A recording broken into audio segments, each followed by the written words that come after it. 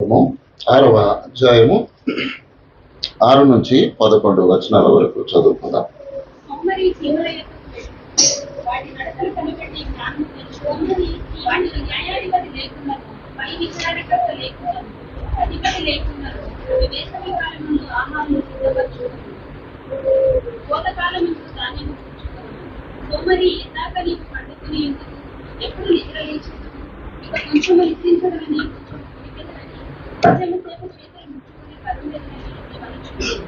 అందుచేత దోపిడిగాడి వచ్చినట్టు దారిద్ర్యము ఆయన దారులు వచ్చినట్టు ఏమి వచ్చును.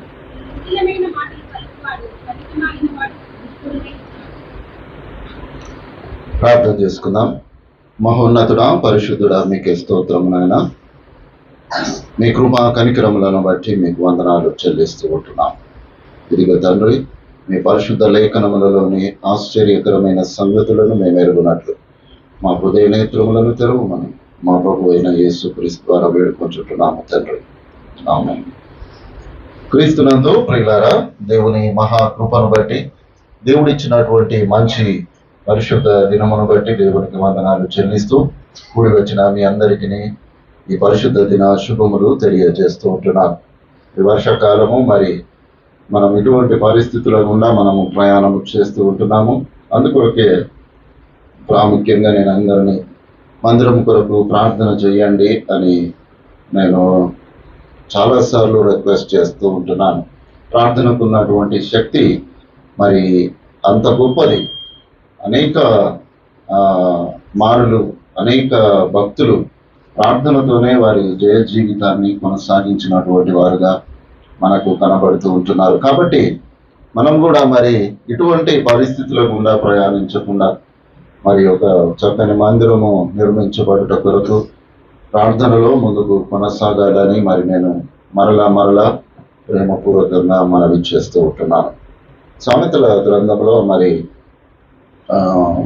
ఈ మాటలు 6వ వచనము నుండి 11వ వచనము వరకు కొన్ని మాటలు నేను జ్ఞాపకము చేయాలని ఆశపడుతూ ఉంటున్నాను.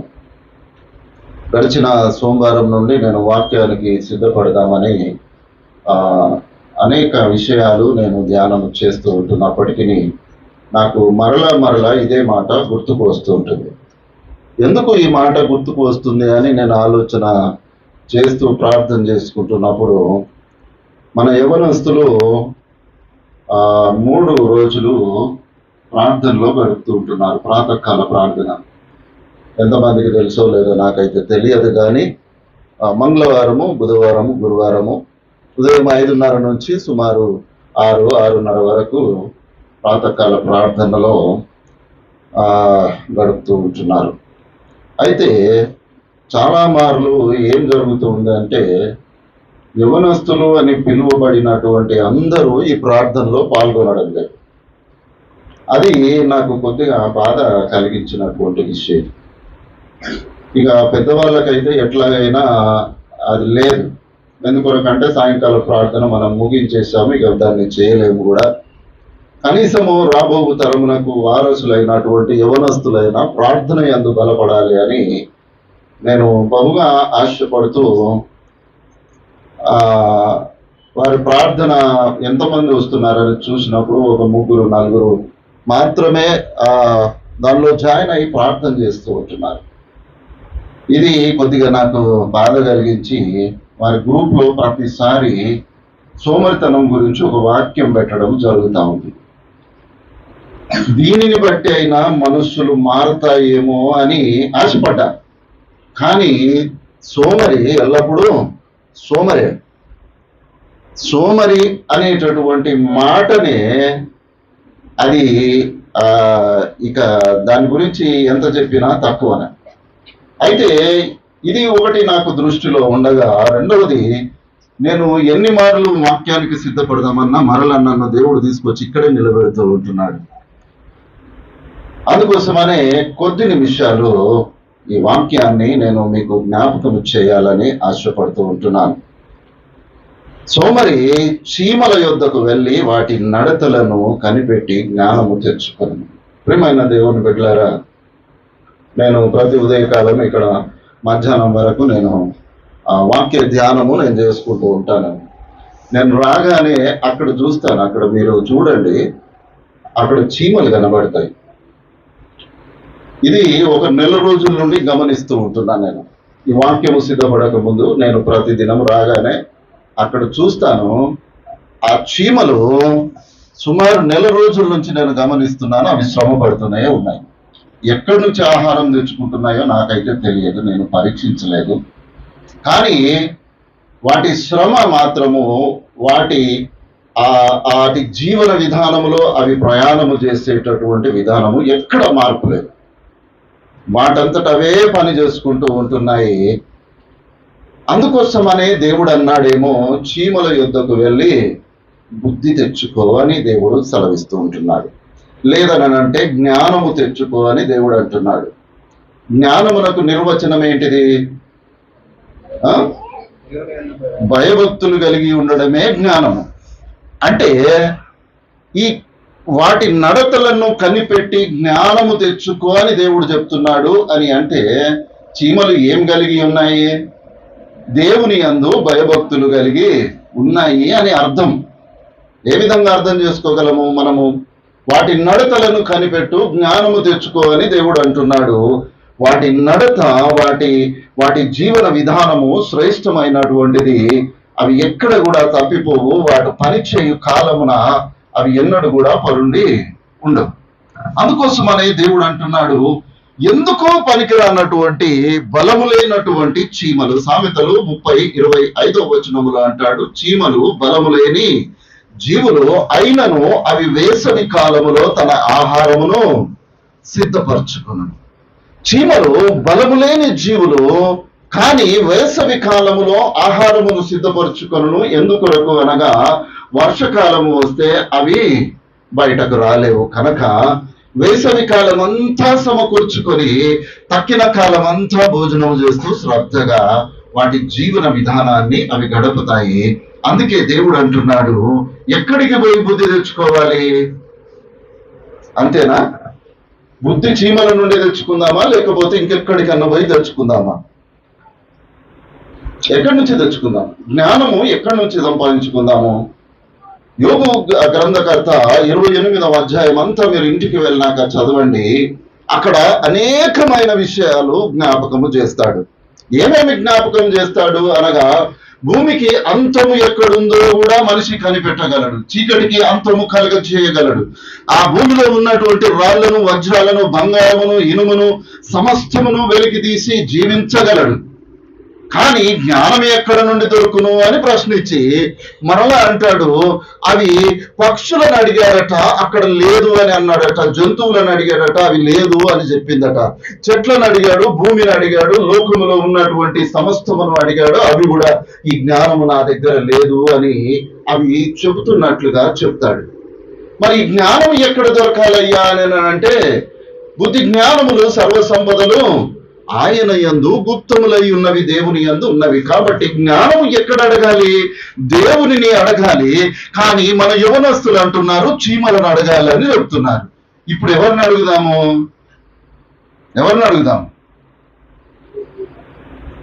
ప్రియమైనటువంటి దేవుని బిడ్డలారా, దేవుని వాక్యము ఏం సెలవిస్తుంది అని అంటే, వాటి నడతను కనిపెట్టి నీవు జ్ఞానము తెచ్చుకో అని అంటున్నాడు. జ్ఞానము చీమల నుండి రాదు, జ్ఞానము దేవుని యొద్ద నుండి వస్తుంది. దేవుని యొద్ద నుండి జ్ఞానము రావాలి అని అంటే దేవుని లేఖనములను పట్టుకొని మనము చదవాలి, జ్ఞానమును పొందుకోవడానికి ప్రయత్నము చేయాలి కదా. ప్రియమైనటువంటి దేవుని బిడ్డలారా, ఈ బలములైనటువంటి చీమలు వాటి కష్ట సమయంలో అవి పరుకొని ఉండవు. అందుకోసమనే చీమలను దూసి జ్ఞానము తెచ్చుకో అని దేవుడు అంటున్నాడు. ఓ సోమరి అని దేవుడు పలుకుతూ ఉంటున్నాడు. ఎందుకొరకనగా చీమలు సోమరులు కావు. సోమరులు ఎవరయ్యా అని అంటే మనుషుల ప్రియులరా. ఆకాశ పక్షులను చూడండి, అవి సోమరులు కాదు. వాటి సమయంలో అవి లేచి వాటి ప్రయాణాన్ని కొనసాగిస్తాయి. జంతువులు వాటి క్రియలను అవి కొనసాగిస్తాయి. దేవుని సృష్టిలో దేవుడు సృష్టించినటువంటి సృష్టిలో ఉన్నటువంటి సమస్తము ఏది కూడా సోమరి కాదు. కేవలము దేవుడు తన స్వరూపమునందు సృష్టించినటువంటి మానవుడు మాత్రమే సోమరిగా ఉంటున్నాడు. అందుకోసమనే దేవుడు అంటున్నాడు, ఏమాత్రము ఎన్నిక లేని బలము లేనటువంటి పనికిరానటువంటి ఒక చీమను పోలుస్తూ ఒక ఉన్నతమైనటువంటి లోకము మీద సమస్తము మీద అధికారము ఇచ్చినటువంటి మానవునికి చెబుతూ ఉంటున్నాడు, నీవు ఆ పనికిరానిటువంటి ఆ బలము లేనటువంటి ఆ జీవి దగ్గరికి వెళ్ళి బుద్ధి తెచ్చుకో, జ్ఞానము తెచ్చుకో అని దేవుడు అంటున్నాడు. ఇప్పుడు మనము నిజమైన జ్ఞానము కలిగిన వారమా కాదా అని ఒక్కసారి పరిశీలన చేసుకోవాలి. ప్రియమైనటువంటి దేవుని బిడ్డలారా, మొట్టమొదటిగా దేవుడు చీమల గురించి చెప్తున్నాడు. రెండవదిగా యెషయా గ్రంథము 1వ అధ్యాయము 3వ వచనాన్ని ఒక్కసారి చదువుకున్నాం. ఎద్దు తన కామందు నెరుగును, గాడిద సొంతవాని తోటి తెలుసుకును, ఇశ్రాయేలుకు తెలివి లేదు, నా జనులు యోచిస్తున్నామా? దేవుడు అంటున్నాడు, నా ప్రజలు యోచింపరు అని అంటున్నాడు. ఎందుకు యోచింపరు అని అంటే, వాటిని ఏందయ్యా చూసేది అని మనం అనుకుంటాము కదా. కాలు పెడితే కాలు కింద అది ఉన్నదో చచ్చిపోయిందో కూడా తెలియదు, దాన్ని నేను ఏందయ్యా చూసాలి అని అనుకుంటాము. కానీ దేవుడు అంటున్నాడు, చీమల యుద్ధకు వెళ్ళి బుద్ధి తెచ్చుకో అంటున్నాడు. ఎద్దు మనము ఇంట్లో చాదుకునేటటువంటి ఒక జంతువు, అది ఎక్కడ ఉంటుందో, తను ఏ గృహంలో పెరుగుతున్నానో, ఎవడు తనకు గడ్డి పెడుతున్నాడో దానిని ఎరుగుతుంది. గాడిద కూడా తన సొంత వాని దొడ్డి దానికి తెలుసు, దానిని ఎక్కడ వదిలిపెట్టినా తిరిగి అది అక్కడికే వస్తుంది. ఎందుకొరకనగా అవి సోమరులు కాదు. దాని ప్రయాణములో అది ఎంత దూరం వెళ్ళాలో, ఎక్కడికి రావాలో, ఎక్కడ ప్రయాణము చేయాలో వాటికి కూడా దేవుడు జ్ఞానమును దయచేశాడు అని సెలవిస్తున్నాడు. మత్తయి సువార్త 6వ అధ్యాయము 26వ వచనము. ఆకాశ పక్షులను చూడుడి, అవి విత్తవు, కోయవు, కొట్లలో కూర్చుకొనవు, అయినను మీ పరలోకపు తండ్రి వాటిని పోషించుచున్నాడు. మీరు వాటికంటే ఏంటిదట బహుశ్రేష్ఠులు అని అంటున్నాడు. ఇక్కడ చీమలు ఉన్నాయి, ఎద్దు ఉంది, గాడిద ఉంది. ఇప్పుడు ఆకాశ పక్షుల గురించి దేవుడు సెలవిస్తూ ఉంటున్నాడు. మరి వీటికంటే మనము జ్ఞానము కలిగిన వారమా, లేకపోతే మనము ఎటువంటి వారమో ఒక్కసారి ఆలోచన చేయాలి ప్రియులారా. ఎందుకొరకనగా ఎందుకు ఈ ప్రార్థన కూడికలో 3 రోజులు కాదు, 6 రోజులు 7 రోజులు ప్రార్థన చేస్తూనే ఉండాలి. ఎందుకో తెలుసా? రాబో దినములు శ్రేష్టమైనవి కావు ప్రియులారా. రాబో దినములు శ్రేష్టమైన దినములు కాదు. పోయిన ఆదివారం మనం ఇక్కడ ఆరాధన జరుగుతుంటున్నాము. జాషువా గారని నాకు మంచి స్నేహితుడు, బీబీ నగర్లో బహుగా కొట్టారు ఆయన బండిని మొత్తం సగానికి విరగొట్టేసి చర్చిలో ఉన్నటువంటి చైర్లు, కుర్చీలు, ఫ్యాన్లు, బల్బులు సమస్తము నాశనము చేసి వెళ్ళారు. పోయిన ఆదివారం జరిగినటువంటి విషయం.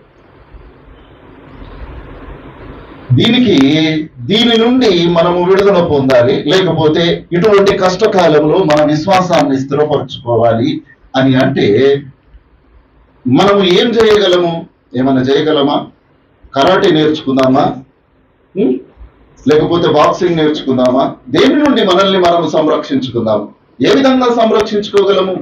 మన బలమును బట్టా, మన జ్ఞానమును బట్టా, మనకున్నటువంటి బుద్ధిని బట్టా, లేకపోతే మనకున్నటువంటి ధనమును బట్టా, లేకపోతే మనకున్నటువంటి శ్రేష్టమైనటువంటి ఆహారమును బట్టా, లేకపోతే ఇల్లును బట్టా, లేకపోతే ఇంకొక దాన్ని బట్టి దేన్ని బట్టి మనము వాటి నుండి మనము ముందుకు కొనసాగగలము? ఈ కాలము నా కాలము గడిచిపోయింది, దేవుడు ఆశీర్వదిస్తే ఇంకొక 5 సంవత్సరాలు 10 సంవత్సరాలు ఈ సువార్త పరిచర్యలో నేను ఉంటానేమో. ఆ తర్వాత ఉండాల్సినటువంటి వారు ఎవరు? మీరు, మీ తర్వాత వచ్చినటువంటి ఈ పిల్లల తరము. ఈ పిల్లల తరము ఇంకొక 20 సంవత్సరాల తర్వాత అసలు లోకము ఏ విధంగా ఉంటుందో మనము ఊహించుకోవాలి ఒక్కసారి. ఇప్పుడే ఇంత తీవ్రమైనటువంటి ఒత్తిడిలో ఈ క్రైస్తవ జీవితాలు కొనసాగుతూ ఉంటుండగా దేవుని రాకడ సమయంలో మనము ఏ విధంగా మనము ఉండాలి, మనము ఏ విధంగా మన విశ్వాసాన్ని స్థిరపరచుకోవాలి, ఏ విధంగా ఆ నిరీక్షణలో మనము స్థిరమైనటువంటి వారముగా మనము కొనసాగాలి అని ఒకసారి ఆలోచన చేసినప్పుడు దానికి మూలము ప్రార్థననే. ప్రార్థన లేకుండా నీవు ఏ కార్యము కూడా నీవు నెరవేర్చలేవు.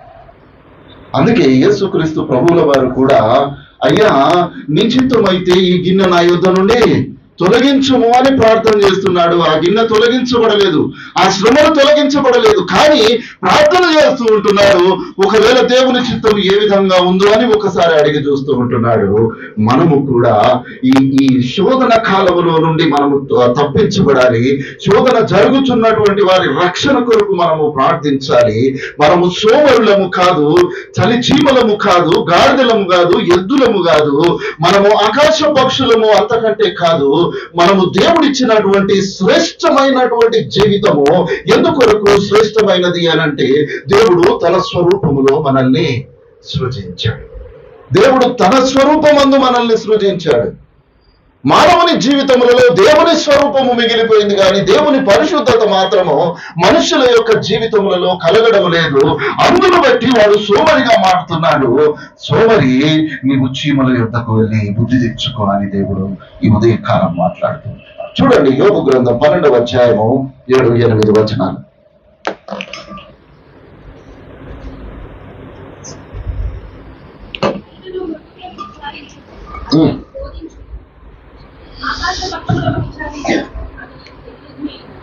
భూమిని గూర్చి ధ్యానించిన ఎడల అది నీకు బోధించును, సముద్రంలోని చేపలను నీకు దాన్ని వివరించును. ఇక్కడ ఏం చెప్తున్నాడు? ఇక్కడ చీమలు అయిపోయాయి, ఎద్దు అయిపోయింది, గాడిద అయిపోయింది, ఆకాశ పక్షులు అయిపోయినాయి. ఇప్పుడు అడవిలోని మృగముల గురించి దేవుడు సెలవిస్తున్నాడు. మృగములను విచారించుము అని అంటున్నాడు. మృగములను విచారించుము, అవి నీకు బోధిస్తాయి. మృగములకు మనం చెప్పాలా, అవి మనకు చెప్తాయా? దేవుడు అంటున్నాడు, చలి చీమల యొద్దకు పోనాయన, గాడిదను చూసి బుద్ధి తెచ్చుకో, ఎద్దును చూసి బుద్ధి తెచ్చుకో, ఆకాశ పక్షులను చూసి బుద్ధి తెచ్చుకో, ఆఖరికి అడవిలోనికి వెళ్ళి మృగములను చూసి బుద్ధి తెచ్చుకో, వాటిని అడుగు, అవి నీకు చెబుతాయి అని అంటున్నాడు. ఇంకేమంటున్నాడు? భూమిని అడుగు, అది నీకు చెప్తుంది, సముద్రంలోని చేపలను అడుగు, అది కూడా నీకు జ్ఞానాన్ని బోధిస్తుంది అని అంటున్నాడు. ఇంతకు ఇవన్నీ ఏంటియో తెలుసా? దేవుడు మానవుని యొక్క ఆధీనంలో ఉంచబడినటువంటి సృష్టి.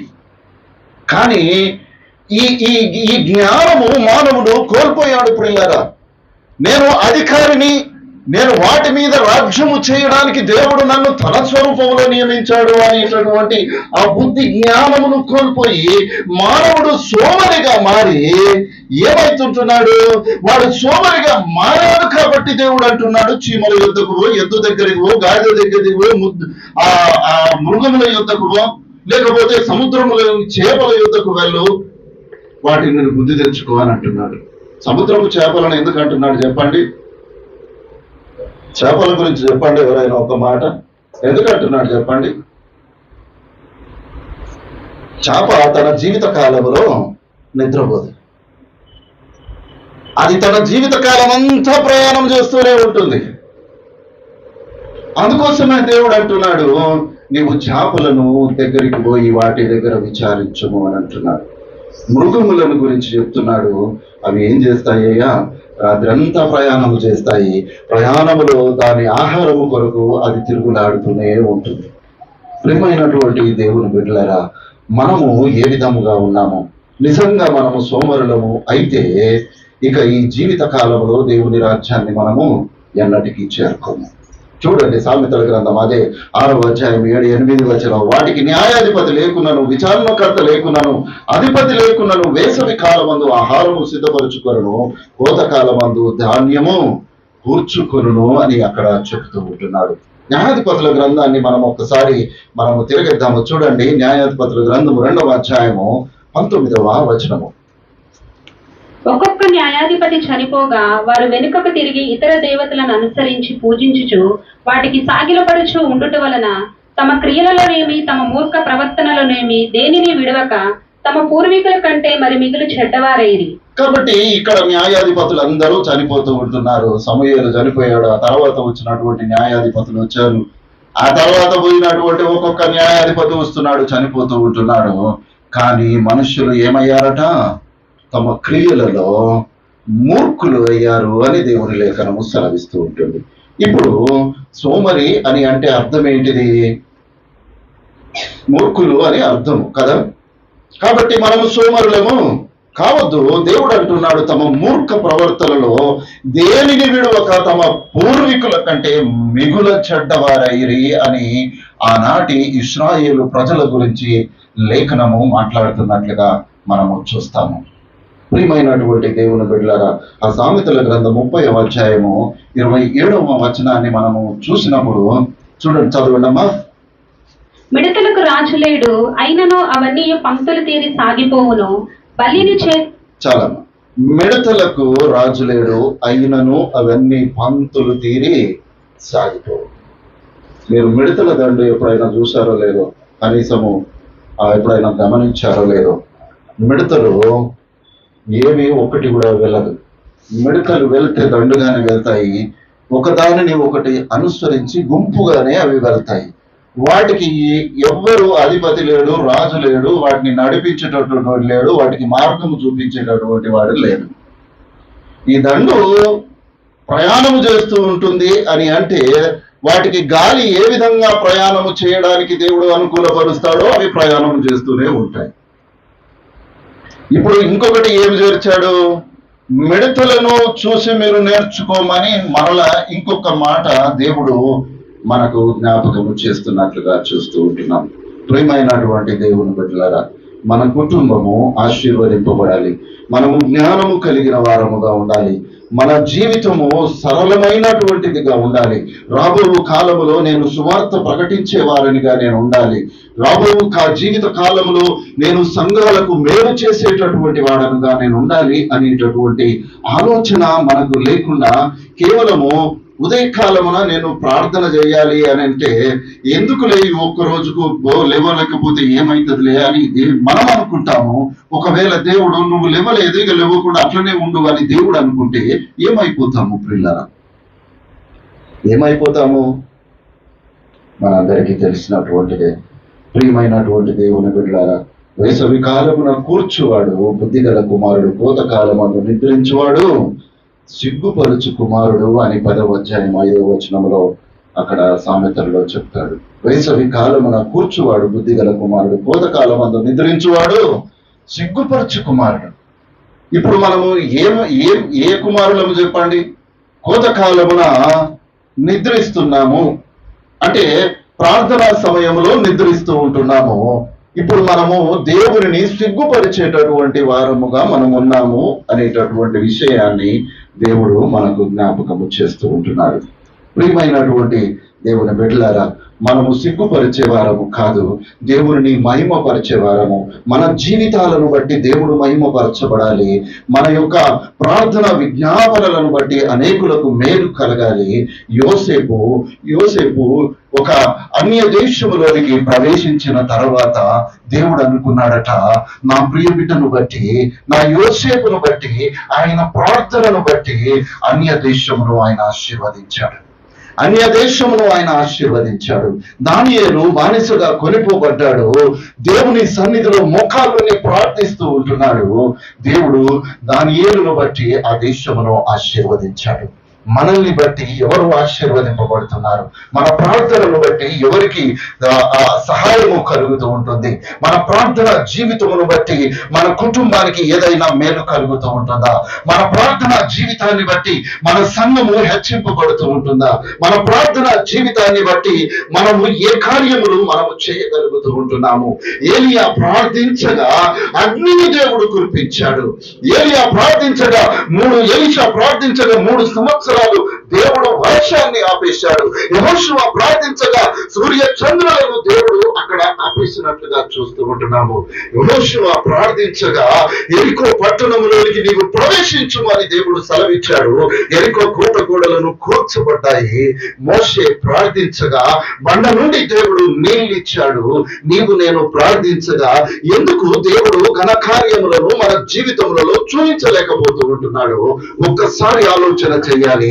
కారణం ఏంటిదో తెలుసా ప్రియులారా? మన జీవితంలో ఉన్నటువంటి అలసత్వము, మన జీవితంలో ఉన్నటువంటి సోమరితనము మనల్ని భ్రష్టత్వములకు అప్పగిస్తూ మన జీవితాన్ని ఎదగకుండా ఎక్కడ ఉండాలో అక్కడే ఉంచే విధంగా మార్చుతున్నాయి అనేటటువంటి విషయాన్ని జ్ఞాపకము చేయబడుతూ ఉంటున్నాం. ఒక్కసారి మనల్ని మనము పరిశీలన చేసుకుందాము. 11:9 నుంచి 11 వచనాల వరకు, సోమరి ఎందాక నీవు పడుకొని యుద్ధము, ఎప్పుడు నిద్ర లేచదము, ఇంకా కొంచెము కునికెదను, కొంచెము సేపు చేతులు ముడుచుకొని పరుండెదనని నీవు అనుకొనుచుందువు. అందుచేత దోపిడిగాడు వచ్చునట్లు దారిద్ర్యము నీ యొద్దకు వచ్చును, ఆయుధదారుడు వచ్చినట్లు లేమి నీ యొద్దకు వచ్చు. సోమరితనము ఎంత పని చేస్తుంది ప్రియులారా? సోమరితనము ఎంత పని చేస్తుందో తెలుసా? ఏం చేస్తుందట? ఎప్పటిదాకా పడుకుంటావు? ఎప్పటిదాకా నీవు నిద్ర లేవకుండా ఉంటావు? ఎంతసేపు చేతులు ముడుచుకొని నీవు పరుండుకుంటావు? నీవు పడుకుంటే మూడల ఏమవుతుందట తెలుసా? దరిద్రము నీ కుటుంబంలోనికి ప్రవేశిస్తుందట. ఇక మీదట వారే కాదు, ఎవరైనా సరే, ఏ స్త్రీ అయినా, ఏ పురుషుడైనా, ఏ బిడ్డ అయినా, ఏ యవనస్తుడైనా ఉదయకాలమున నిద్ర లేవకుండా నీవు మంచములో ఉన్నావా? నీవు నీ కుటుంబానికి దరిద్రాన్ని తీసుకొని నడింట్లో పెట్టుకుంటున్నావు అని దేవుని లేఖనం చెప్తుంది, నేను చెప్పడం లేదు. ఏం చెప్తున్నాడు? అందుచేత దోపిడి, ఒక దొంగ దోపిడి చేయడానికి ఏ విధంగా వస్తాడో దారిద్ర్యము నీ యొద్దకు వచ్చి నీ యొద్దనే ఉంటుంది. ఆయుధదారుడు ఒక కత్తియో ఖడ్గమో తుపాకీయో పట్టుకొని ఏ విధంగా వస్తాడో వాడు నీ యొద్దకు వచ్చి అది స్థిరముగా నీ ఇంటిలో, నీ కుటుంబములో నివాసము చేస్తుంది అని దేవుడు మాట్లాడుతున్నట్లుగా చూస్తాము. ప్రియమైనటువంటి దేవుని బిడ్డలారా, నీవు ఇంకా దారిద్ర్యాన్ని నీవు అనుభవిస్తూ ఉంటున్నావా? నీ సోమరితనం వలన ఒకవేళ అయి ఉండవచ్చును. నీ జీవితంలో ఇంకా నీవు ముందుకు కొనసాగలేకపోతుంటున్నావా? ఒకవేళ నీ సోమరితనం అయి ఉండవచ్చును. నీవు చీమల యొద్దకు వెళ్ళాలి, నీవు వాటి జ్ఞానమును వాటిని చూడాలి, అవి ఏ విధంగా నడుస్తున్నాయి, ఏ విధంగా పని చేస్తూ ఉంటున్నాయి. నీకింకా బుద్ధి రాలేదా? మన గొడ్డములో ఉన్నటువంటి ఎద్దుల యొద్దకు, గాడిదల యొద్దకు వెళ్ళి బుద్ధి తెచ్చుకో. ఆకాశ పక్షులను చూసి బుద్ధి తెచ్చుకో. అవి ప్రయాణము చేస్తూనే ఉంటాయి. సాయంత్రంలో మీరు ఆకాశము వైపు ఒక్కసారి కన్నులెత్తి చూడండి. ఉదయ కాలంలో మీరైతే 5 గంటలకు లేవరు కాబట్టి 5:30కు ఒకసారి లేచి మీరు ఆకాశములో చూడండి. పంతులు తీరి ప్రయాణము చేస్తూనే ఉంటాయి పక్షులు. మరలా తిరిగి సాయంకాలమున వాటి గూటికి చేరడానికి ఎంతో దూరము ప్రయాణము చేస్తూ ఉంటాయి. నీవు పడుకొని ఉన్నావా? ఏమొస్తుందట? దరిద్రం వస్తుందట. వాడు ఆయుధము ధరించుకునేటువంటి దరిద్రము నీ కుటుంబములో ఉంటుంది అని దేవుడు మాట్లాడుతున్నట్లుగా చూస్తూ ఉంటున్నాము. బద్ధకముగా పని చేయువాడు దరిద్రుడగును, శ్రద్ధ గలవాడు ఐశ్వర్యవంతుడగును అని 10వ అధ్యాయం 4వ వచనము సామెతల్లో ఉంటుంది. బద్ధకముగా పని చేయువాడు ఏమైతాడట? దరిద్రుడైతాడు. ఆ దరిద్రత మన జీవితాలకు మంచిది కాదు పిల్లరా.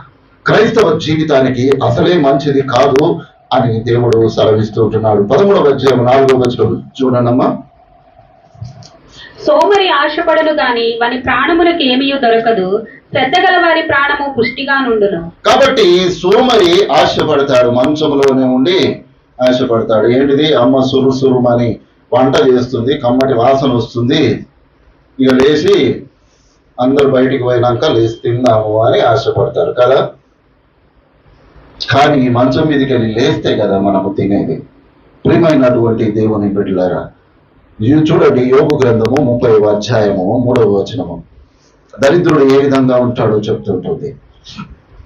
దారిద్ర్యము చేతను క్షామము చేతను సృష్టించిన వారై ఎడారిలో చాలా దినముల నుండి పాడై నిర్మానుష్యముగానున్న ఎడారిలో ఆహారము కొరకు వారు తిరుగులాడుదురు. కాబట్టి దరిద్రము వస్తే ఏ విధంగా ఉంటుందట? క్షామము చేతను సృష్టించిన వారై ఎడారిలో చాలా దినముల నుండి పాడై ఉన్న నిర్మానుష్యమైన ఎడారిలో ఆహారము కొరకు వారు తిరుగులాడుతూ ఉంటారు అని దేవుని వాక్యము సెలవిస్తూ ఉంటుంది. ఒక్క సోమరితనము, ఒక్క చిన్న సోమరితనము, ఎందుకు లేని నిద్ర లేవాలి అని అనుకోవడము మూలాన మన జీవితాలు నాశనమైపోతున్నాయి అనేటటువంటి విషయాన్ని దేవుడు మనకు జ్ఞాపకము చేస్తూ ఉంటున్నాడు. సామెతల గ్రంథము 24వ అధ్యాయము 33-34 వచనాలు ఒకసారి చదువుకున్నాం. ఇంక కొంచెము నిద్ర, ఇక కొంచెము కొనుకుపాటు, పరుండుటకై ఇక కొంచెము చేతులు ముడుచుకొనుట, వీటి వలన నీకు దరిద్రత పరిగెత్తి వచ్చును. ఆయుధస్తుడు వచ్చినట్లు లేమి నీ వీధికి వచ్చును. లేమి అంటే ఏందమ్మా? లేమి అంటే ఏంటిది? లేమి అని అంటే కలిమి అంటే సంపద, లేమి అంటే ఏంటిది? అది ఏమి లేకపోవడమే. పేదరికము అని అంటే అది ఇంకా కొద్దిగా మంచి మాట అవుతుంది. పేదరికము కాదు. ఎందుకోసం అని అంటే దేవుని యందు భయభక్తులు కలిగినటువంటి పేదరికము కలిగిన వారు అనేకులు ఉన్నారు. వారిని గురించి మనం మాట్లాడటం లేదు. లేమి కలుగుతుంది అని అంటే ఆ దరిద్రత వలన కలిగేటటువంటి దౌర్భాగ్యమే లేమి అనేటటువంటిదిగా మరి ఇక్కడ జ్ఞాపకం చేస్తున్నాం. ఎప్పుడు వస్తుందట? ఇంకా కొంచెము 5:30కు లేవాలి. ఏం చేయాలి? 5:30కు లేవాలి అని అంటే 5:20కే మేల్కొని 5:30కు సిద్ధపడాలి. 5:30 కదా, అల్లారం అవుతుంది కదా, చూద్దాంలే అని అనుకుంటాము. అల్లారం అవుతుంది, బంద్ చేసి ఇంకా కొంచెంసేపు పడుకుందాము, ఇప్పుడే ఎవరు జాయిన్ అవుతారులే అని అనుకుంటాము. జాయిన్ అయ్యే వాళ్ళు అవుతారు, ప్రార్థన చేసే వాళ్ళు చేస్తూనే ఉంటారు. నీవు మంచం మీదనే ఉంటావు. నీ జీవితములలోనికి దరిద్రము, లేమి కూడుకొని వచ్చి నీ జీవితంలో స్థిర నివాసము చేస్తాయి అని దేవుడు అంటున్నాడు. కాబట్టి ప్రియమైనటువంటి దేవుని బిడ్డలారా, నిద్రమత్తు ఏం చేస్తుందో తెలుసా? చింపి గుడ్డలు ధరించుటకు కారణమగును అని ఆ 23వ వచనంలో చెప్తుంది. నిద్రమత్తు ఏం చేస్తుందట? చింపి గుడ్డలను, చినిగిపోయిన గుడ్డలు అని అంటే దరిద్రములో, లేమిలో నీకు ఆ వస్త్రము కూడా దొరకనంత దరిద్రత దేవుడు నీకు కలుగజేస్తాను అని దేవుడు అంటున్నాడు. మరి ఏం చేయాలి మనము? ఏ విధంగా మన జీవితాలను మార్చుకోవాలి? చూడండి, రోమీయులకు రాసిన పత్రిక 13వ అధ్యాయము 11వ వచనం. మరియు మీరు కాలము నెరిగి నిద్ర మేలుకొని వేళదైన తెలుసుకొని అలాగూ చేయుడి. మనము విశ్వాసులమైనప్పటికంటే ఇప్పుడు రక్షణ మనకు మరీ సమీపముగా ఉన్నది. కాబట్టి ఇక్కడ చెబుతున్నటువంటి మాట, మీరు కాలము నెరిగి నిద్ర మేలుకొని వేళ అయినదని తెలుసుకొని అలాగూ చేయుడి. మనము విశ్వాసులమైనప్పటికంటే ఇప్పుడు రక్షణ మరీ సమీపముగా. మనము విశ్వాసులం ఎప్పుడయ్యాము? యేసుక్రీస్తు నామములో బాప్తిస్వం పొందినప్పుడు మనము విశ్వాసులమయ్యాము. కానీ రక్షణ మాత్రము ఇప్పుడు ఇంకా సమీపముగా ఉన్నది. కాబట్టి ఏం చెప్తున్నాడు దేవుడు? నిద్ర మేలుకునే వేళ అయినది బాబు, నువ్వు లేచి ఏం చెయ్యి? కడుపు నిండా వండుకొని తినమని దేవుడు చెప్పడం లేదు. నీవు లేవడంతో నీ దేవుని సన్నిధిలో ప్రార్థించమని దేవుడు సెలవిస్తూ ఉంటున్నాడు. ప్రియమైనటువంటి దేవుని బిడ్డలారా, ఎఫెసీయులకు రాసిన పత్రిక 5వ అధ్యాయము 14వ వచనంలో చెప్పబడుతున్న మాట, అందుచేత నిద్రించుచున్న నీవు మేల్కొని మృతులలో నుండి లేవు. ఎక్కడి నుంచి లేవాలట? నిద్రించే వాడిని ఏం చెప్తున్నాడు దేవుడు? ఏమంటున్నాడు? మృతులతో పోలుస్తూ ఉంటున్నాడు. నిద్రించుచున్న నీవు మృతులలో నుండి లెమ్ము అని అంటున్నాడు. సోమరివై నీవు మంచం మీద ఉన్నావా? నీవు మృతునితో సమానము అని దేవుడు సెలవిస్తున్నాడు. నిద్రించుచున్న నీవు మేల్కొని మృతులలో నుండి లెమ్ము, క్రీస్తు నీ మీద ప్రకాశించునని ఆయన చెప్పుచున్నాడు. క్రీస్తు నీ మీద ఉదయించడానికి ఆయన ఇష్టపడుతూ ఉంటున్నాడు. ఉదయకాలమున సూర్యుడు ఉదయిస్తాడు. ఉదయకాలమున ప్రాతకాల ప్రార్థనలో దేవుని యొక్క ముఖకాంతి నీ మీద ప్రసారిస్తూ ఉంటుంది. అందుకే దేవుడు అంటున్నాడు, అయ్యా మృతులలో నుండి నువ్వు చచ్చిన వాడవు కాదు, నీవు జీవిత లెక్కలో ఉన్నటువంటి వాడవు. నీవు ఈ లోకంలో మరణించిన పరలోక రాజ్యములో మరలా జీవించేటటువంటి వాడవు. నీవు లోకములో మరణము కలిగిన వారితో సమానముగా నీవు ఉండక నీవు అని దేవుడు అంటున్నాడు. మనము మృతులలో ఉన్నామా? మనము సోమరులముగానే ఉన్నాము అనేటటువంటి విషయము దేవుడు మరి మనకు జ్ఞాపకం చేస్తూ ఉంటున్నాడు. కాబట్టి ప్రియమైనటువంటి దేవుని బిడ్డలారా, ఒక్కసారి ఈ ఉదయ కాలమున మనల్ని మనము జ్ఞాపకము చేసుకోవాలని దేవుడు ఆశపడుతూ ఉంటున్నాడు. ఎందుకొరకనగా మన జీవితము ఎటువంటిదో మనందరికీ తెలిసినటువంటిదే. మన వ్యక్తిగత జీవితము ఏమిటో మనకు తెలుసు ప్రియులారా. కానీ మన ఉదయకాల ప్రార్థన, ప్రాతకాల ప్రార్థన మన జీవితాలను మార్చేటటువంటిదిగా ఉంటుంది. ప్రాతకాలమున నీవు సోమరిగా నీవు పడుకునున్నావా? నీ దరిద్రాన్ని నీవే కొని తెచ్చుకుంటున్నావు. ఆయుధదారుడు వచ్చినట్టు ఆ దరిద్రము నీ యొద్దకు వచ్చి నీకు లేమి కలగజేసి నీ జీవితములలో ఒక భ్రష్టత్వాన్ని కలిగించేటటువంటిదిగా ఉంటుంది అనేటటువంటి విషయము జ్ఞాపకం చేయబడుతున్నాము. ప్రార్థన ఎన్ని గంటలకు లేచి చేయాలి? లెక్క ప్రకారం అయితే ప్రాతకాల ప్రార్థన 3 గంటలకు చేయాలి. సరే 3 కాదు, మనము సిటీలలో ఉంటాము కాబట్టి రాత్రి 11, 11:30కు పడుకునే వాళ్ళు కూడా ఉంటారు. కనీసము 5 కష్టం కదా. 7 అయితే ఓకేనా? లేకుంటే 8 అయితే ఇంకా బెటర్ అంటారా? ఏమంటాము? ఏమనుకుందాము? మనల్ని మనం అనుకుందాము. ఎవ్వరు మనకు చెప్పాల్సిన అవసరం లేదు. మన నిద్ర మనకు ఏం చేస్తుంది అనేటటువంటిది దేవుడు జ్ఞాపకం చేస్తున్నాడు.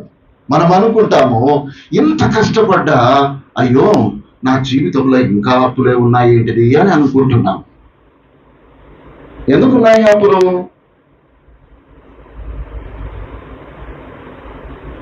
ఎప్పుడు చీమల దగ్గరికి పోయి చూడాలి. ఎందుకున్నాయి అప్పులు అని అంటే ఆడ గాడిద పోతుంటే గాడిదను చూడాలి, లేకపోతే ఆకాశ పక్షులను పొద్దున్న లేచి చూడాలి, మళ్ళా సాయంత్రం చూడాలి, లేకపోతే ఎక్కడున్న మిడతలు కనబడితే వాటిని చూడాలి. అప్పుడు దరిద్రం పోతుంది కదా. పోతుందా? అట్లాగే ఉంచుకుంటామా? ప్రియమైన దేవుని బిడ్డలారా, ప్రాతకాల ప్రార్థన దేవుడు అంటున్నాడు, నిద్రించుచున్న నీవు మేల్కొని మృతులలో నుండి నీవు లెమ్ము, క్రీస్తు నీ మీద ప్రకాశించునని ఆయనే చెప్పుచున్నాడు. ఎప్పుడు ప్రకాశిస్తాడు? ప్రార్థనలో మనము ఆయనతో గోజాడుతున్నప్పుడు ఆయన నీ మీద ప్రకాశిస్తాడు, నీ మీద ఉదయిస్తాడు. నీవు సోమరి వలె ఒకవేళ ఉన్నావా? మరి మనము ఎటువంటి వారమో ఒక్కసారి జ్ఞాపకం చేసుకోవాలి ప్రియులారా. పేతురు రాసినటువంటి 2వ పత్రిక 5వ అధ్యాయము, 1వ అధ్యాయము 5వ వచనం నుండి 8వ వచనం వరకు చదువుతున్నాం. ఆ హేతువు చేతనే మీ మట్టుకు మీరు పూర్ణ జాగ్రత్త గలవారై మీ విశ్వాసమునందు సద్గుణమును, సద్గుణమునందు జ్ఞానమును, జ్ఞానమందు ఆశా నిగ్రహమును, ఆశా నిగ్రహమందు సహనమును, సహనమునందు భక్తిని, భక్తియందు సహోదర ప్రేమను, సహోదర ప్రేమయందు దయను అమర్చుకొనుడి. ఇవి మీకు కలిగి విస్తరించిన ఎడల అవి మన ప్రభువైన యేసుక్రీస్తును గూర్చిన అనుభవ జ్ఞాన విషయంలో మిమ్మల్ని సోమరులైనను నిష్కులైనను కాకుండా చేయును. ఏం చేస్తాయట? ఇప్పుడు మీ మట్టుకు మీరు పూర్ణ జాగ్రత్త గలవారై ఉండాలి. దేంట్లో జాగ్రత్త గలవారై ఉండాలి? విశ్వాసము, సద్గుణము, జ్ఞానము, ఆశా నిగ్రహము, సహనము, భక్తి, ఇంకా సహోదర ప్రేమ. ఇవన్నీ మనకు ఉంటే దేవుడు ఏమంటున్నాడు? ఇవి కలిగి మీకు విస్తరించిన ఎడల మీరు దేవుని జ్ఞాన విషయములలో మిమ్మలను సోమరులుగా, నిష్ఫలులుగా కాకుండా దేవుడు చేస్తాడట. ఇవన్నీ మానవుని యొక్క జీవితములలో ఉంటే మనల్ని సోమరులైనను నిష్ఫలులు కాకుండా దేవుడు చేస్తాడు అని దేవుని లేఖనము మనతో మాట్లాడుతూ ఉంటుంది. కాబట్టి ప్రియమైనటువంటి దేవుని బిడ్డలారా, ఒక్కసారి ఈ ఉదయ కాలము మనల్ని మనము పరిశీలన చేసుకోవాలని నేను ఆశపడుతూ ఉంటున్నాను. మనం ముగించుకుందాం. మీకు నిద్ర గురించి కొన్ని విషయాలు నేను చెప్పి ముగించేస్తాను ఒక 5 నిమిషాలు. చాలా మందికి నిద్ర రాదు కదా. నిద్ర కోసము తహతహలాడుతూ ఉంటారు, మంచం మీద అటు ఇటు పొరలాడుతూ ఉంటారు, నిద్ర రాదు. కారణం ఏమిటో తెలుసా? దేవుడు ఏమంటున్నాడో తెలుసా? దేవుని తృణీకరించినందుకు నిద్రలేమి కలుగుతూ ఉంటుందట. నేను చెప్పడం లేదు, ద్వితీయోపదేశ కాండము చదవగలిగితే చదవండి, ముగించేసుకుందాం. లేదనంటే నోట్ చేసుకోండి. 28వ అధ్యాయము 66, 67 వచనాలు. నీకు ఎల్లప్పుడూ ప్రాణభయము కలిగి ఉండును, నీవు రేయింపగలు భయపడుదువు, నీ ప్రాణము నీకు దక్కును, నమ్మకము నీకేమీ ఉండదు. నీ హృదయముల పుట్టు భయము చేతను, నీ కన్ను చూచు వాటి చేతను ఉదయమున అయ్యో ఎప్పుడు సాయంకాలమగునా అనియు, సాయంకాలమున అయ్యో ఎప్పుడు ఉదయమగునా అనియు నీవు అనుకుందువు. ఏమంటున్నాడమ్మా? ఎప్పుడు ఉదయం అవుతుందా, ఎప్పుడు లేస్తానా, అయ్యో ఈ రాత్రి ఎప్పుడు గడిచిపోతుందా అని అనుకుంటాము. ఉదయం అయితే మరలా రాత్రి అయితే మంచిగుండు తలుపులు వేసుకొని పండుకుందామని అంటాము. దినములు రాదు, రాత్రులు రాదు. కారణం ఏంటిదో తెలుసా? సోమరులైనటువంటి నిష్ఫలులైనటువంటి వారి కొరకు దేవుడు నిద్ర లేమిని కలుగజేస్తాను అని దేవుడు అంటున్నాడు. రెండవదిగా, నీవు ఇంకా ఏదైనా కారణము పెట్టుకొని నాకు నిద్ర వస్తలేదని మందులు వేసుకొని ఇంకా ఏమన్నా వేసుకొని నీవు నిద్రపోయావా? దేవుడు అంటున్నాడు, నిన్ను స్వప్నముల ద్వారా నేను భయపెట్టి నిన్ను నిద్ర లేపుతాను అని అంటున్నాడు. చూడండి, యోబు గ్రంథము 7వ అధ్యాయము 13-14 వచనాలు.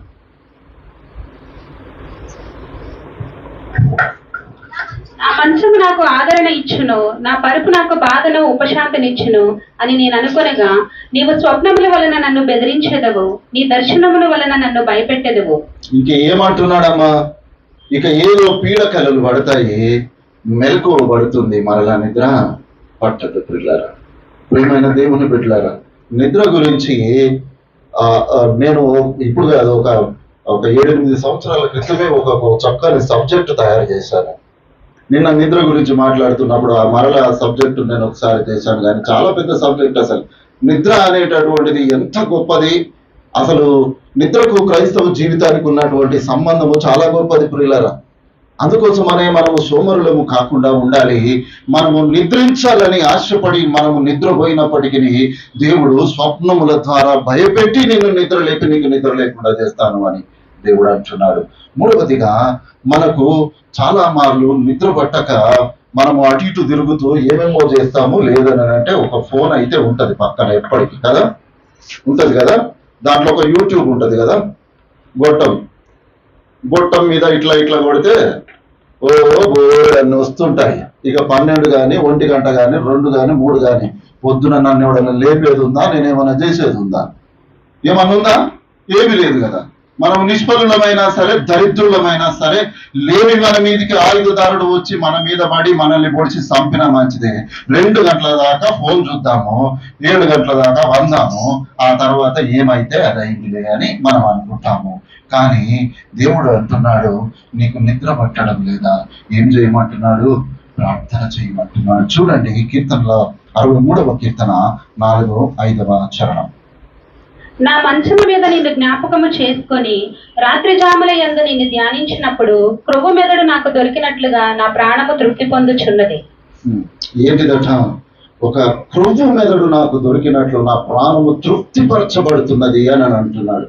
భక్తి లేనటువంటి వారు ఏం చేస్తారు అని అంటే ఫోన్లు పట్టుకొని రాత్రి అంతా చూస్తారు. వాడు దరిద్రుడే అవుతాడు, కానీ దేవుని బిడ్డలు ఎన్నటికీ కానేరరు. నేను అందుకే చాలాసార్లు నేను చిన్న బిడ్డలకు ఫోన్లు ఇవ్వద్దు అని నేను చాలాసార్లు చెప్తాను. మా పాప చిన్న బిడ్డకు కూడా ఫోన్ ఇచ్చిండ్రానంటే నాకు ఎక్కడ లేని అరికాలు మాట చెప్తాను. ఆ దరిద్రాన్ని ఎక్కడ పెట్టుకుంటాం అంటే నెత్తి దగ్గరనే పెట్టుకుంటాం, ఎక్కడనే పక్కకే. ఏంటిదని? దరిద్రం. ఈ దరిద్రం ఏం చేస్తుంది? రాత్రి 2 గంటల దాకా అన్ని రకరకాల లోకములు ఉన్న చిత్రాలన్నీ చూపెడుతుంది. ఉదయకాలంలో లేచి ప్రార్థన చేయాలి, మెలక రాదు. దేవుడు ఏమంటున్నాడు? నీకు నిద్ర రాలేదా? ఏం చేయమంటున్నాడు? ఫోన్ పక్కన పడేసాయి. ఫోన్తోనే ఎందుకమ్మా? ఫోన్ దేనికోసం? కమ్యూనికేషన్ కోసం. అన్నా బాగున్నావా, ఎక్కడున్నావు, వస్తున్నావా లేదా అనేటటువంటి విషయాలు తెలుసుకోవడానికి ఫోను. ఇంకా ఏదైనా అవసరత ఉంటే కొన్ని విషయాలు తెలుసుకోవడానికి. నీకు నిద్ర పట్టడం లేదా? ఏం చెయ్యి? మోకాళ్ళు ప్రార్థన చేయమని అంటున్నాడు దేవుడు. మన ప్రార్థన చెయ్యి. ఏం దొరుకుతుందట? ప్రభు మెదడు నీకు దొరికినట్లు దేవుని యొక్క ఆశీర్వాదము నీకు దొరుకుతుంది అని దేవుడు అంటున్నాడు. నీవు ఫోన్లు చూడడం ద్వారా నీకు కంటి రోగం వస్తుంది, మెదడు రోగం వస్తుంది, ఇంకా నానా రోగములు వస్తాయి. దాని రేడియేషన్ ద్వారా కిడ్నీలు పాడవుతాయి, గుండె పాడవుతుంది.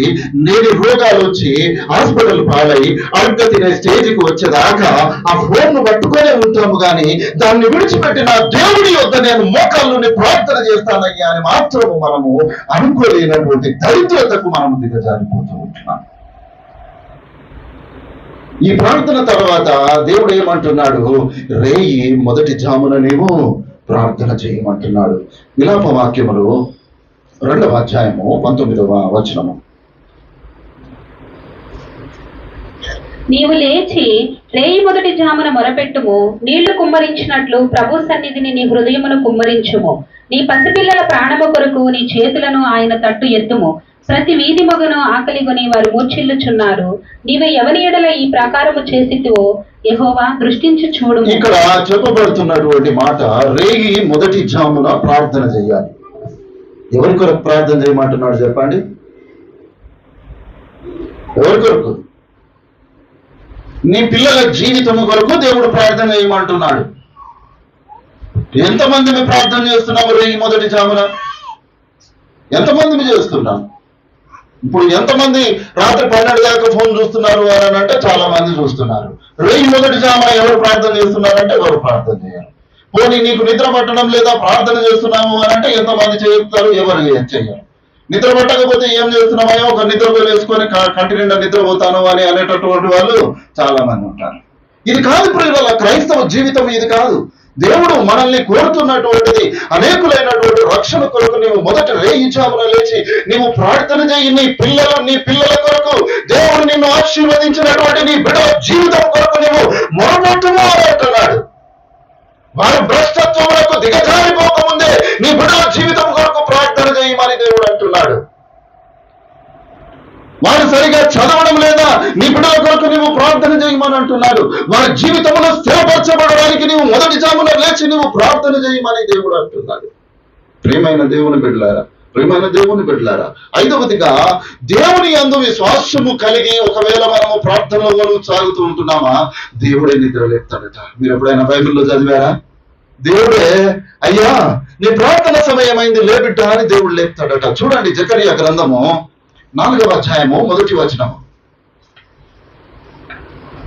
నాతో మాట్లాడుచున్న దూత తిరిగి వచ్చి నిద్రపోయని ఒకని లేపినట్లు నన్ను లేపి, నీకు ఏమి కనబడుచున్నదని అడుగుతూ ఉంటున్నాడు. ఎవరిని? జకరియాను. ఒక దూత వచ్చి నిద్రపోతున్నటువంటి జకరియాను లేపిందట. ఎందుకో తెలుసా? జకరియా నీతిమంతుడు, దేవుని ప్రవక్త, దేవుని కొరకు కార్యములు చేయించున్నటువంటి వాడు. దేవుడు ఆ జకరియా యుద్ధకు వెళ్ళి అయ్యా నిద్రపోకులే అని చెప్పాడట. ప్రియమైన దేవుని బిడ్డలారా, కొన్నిసార్లు మనము విశ్వాసులమై మా ప్రార్థన కలిగి ఉన్నప్పటికీ శరీర బలహీనత చేత మనము నిద్రిస్తూ ఉంటామేమో. కానీ ప్రార్థించే నీ జీవితం కొరకు దేవుడు ఒక ఆశ కలిగి ఉంటాడు. అయ్యో నా బిడ్డ నిద్రపోయినాడు, సమయం అవుతుంది అని దేవుడు నిన్ను తట్టి ఏ విధంగా తడతాడట? తన దేవదూతను పంపించి నిన్ను తట్టి నిన్ను నిద్రలేపి నిన్ను ప్రార్థనలో కూర్చోబెడతాడు. నీవు నిజమైన విశ్వాసివి, నీవు ప్రార్థన పరుడవైతే. ఆరవదిగా ప్రార్థన ఏ విధంగా ఉండాలయ్యా? నీ జీవితములలో నీవు దేని కొరకైతే మొరబెడుతూ ఉంటున్నావో ఆ కార్యము సఫలమగు వరకు నిద్రను కొంతసేపు పక్కన పెట్టమని దేవుడు అంటున్నాడు. కీర్తనలు 132:3-4 వచనాలు చూడండి. యాకోబు యొక్క బలిష్ఠునికి మ్రొక్కిబడి చేసెను. ఎట్లనగా, యెహోవాకు నేను ఒక స్థలము చూచు వరకు, యాకోబు యొక్క బలిష్ఠునికి ఒక నివాస స్థలము నేను చూచు వరకు, నా నివాస స్థలమైన గుడారములో నేను ప్రవేశింపను. నేను పరుండు మంచము మీదికి ఎక్కను. నా కన్నులకు నిద్ర రానియను, నా కనురెప్పలకు కునికుపాటు రానియనెను. ఏం చెప్తున్నాడమ్మా దావీదు ఇక్కడ? నా దేవుని కొరకు ఒక మందిరము నేను చూసు వరకు నేను మంచము దగ్గరికి పోను, నేను నిద్రపోను అని దావీదు తనలో తాను ప్రార్థన చేసుకుంటున్నాడు. ఎంతమందిని ఆశ కలిగి ఉన్నాం? మనము మన జీవిత కాలంలో ఒక మందిరము చూడాలి. ఎంతమందిని ఆశ కలిగి ఉన్నాం?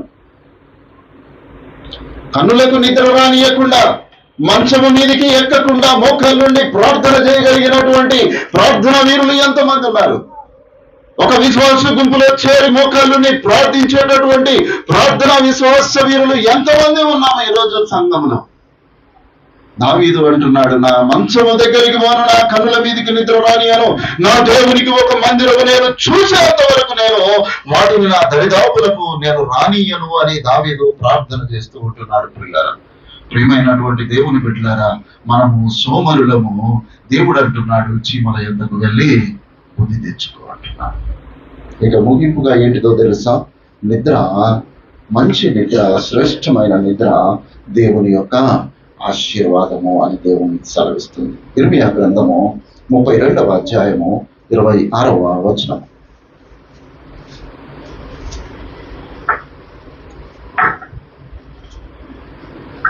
అంతటా యెహోవా వాక్కు ఇర్మియాకు ప్రత్యక్షమై ఇలాగ సెలవిచ్చెను, నేను యెహోవాను, సర్వ శరీరులకు దేవుడును, నాకు అసాధ్యమైనది ఏదైనా నుండునా? కావున యెహోవా ఈ మాట సెలవిచ్చుచున్నాడు. 32:26 అమ్మా.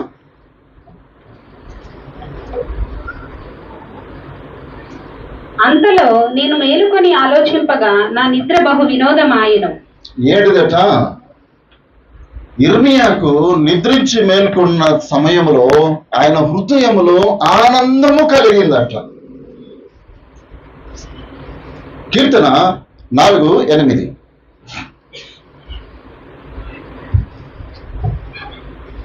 యెహోవా, నెమ్మదితో పండుకొని నిద్రపోవుదును, నేను ఒంటరిగా నుండినను, నీవే నన్ను సురక్షితముగా నివసింపచేయుదువు.